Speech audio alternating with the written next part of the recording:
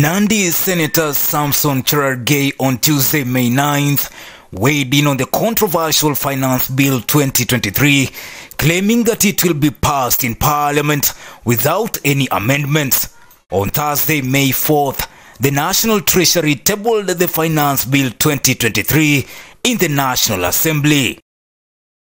The Nandi Senator also blamed the former President Uhuru Kenyatta and former Prime Minister Raila Odinga for increasing Kenya's debt.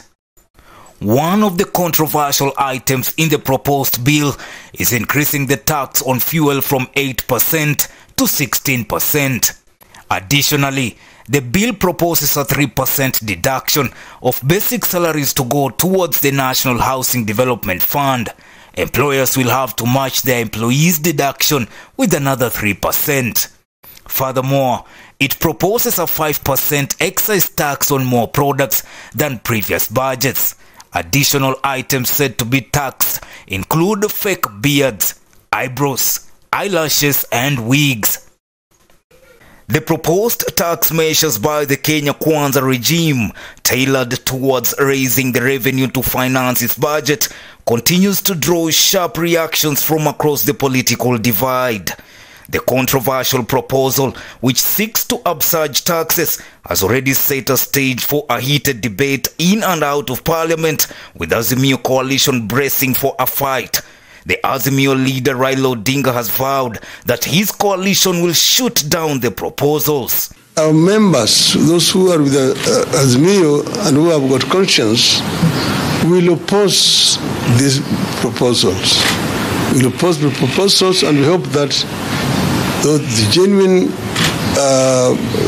Kenya Kwanza members, who also have got the interests of ordinary Kenyans at heart, some who still feel about the hustler which they used, will see the fallacy of trying to introduce these measures here. Odinga accused the Kenya Kwanza government of unfairly targeting Kenyans already choking under the ever-rising cost of living. The tsunami of taxes in that bill will bury everyone, especially the jobless youth and the poor struggling down at the bottom. The bill is a promissory note to strangle and suffocate the hustlers from whose necks Ruto promised to remove the rope. The Azimio leader said the government shouldn't punish already heavily taxed population, but should instead reduce the size of government by first stopping the appointment of chief administrative secretaries, institute austerity measures such as limiting international and domestic travel flights, corruption, and minimize wastage. Parliament has got enough offices, a facility for members, committees to meet. There's no need to transport members of Parliament to go and meet in Mombasa. A single pay slip supports entire villages and communities in Kenya. Azimio team also rejected the proposal to increase income tax from 30 to 35%. Odinga highlighted turnover tax, income tax adjustment, housing fund, digital economy taxes, tax appeal tribunals, taxation of reimbursement, taxation of trade associations, increased VAT payments, excess duty on imported cement, and tax on beauty products among proposals Azimio lawmakers will reject. As Kenya Kwanza reduces availability of local disposable income, it is inadvertently reducing local demand for goods and services.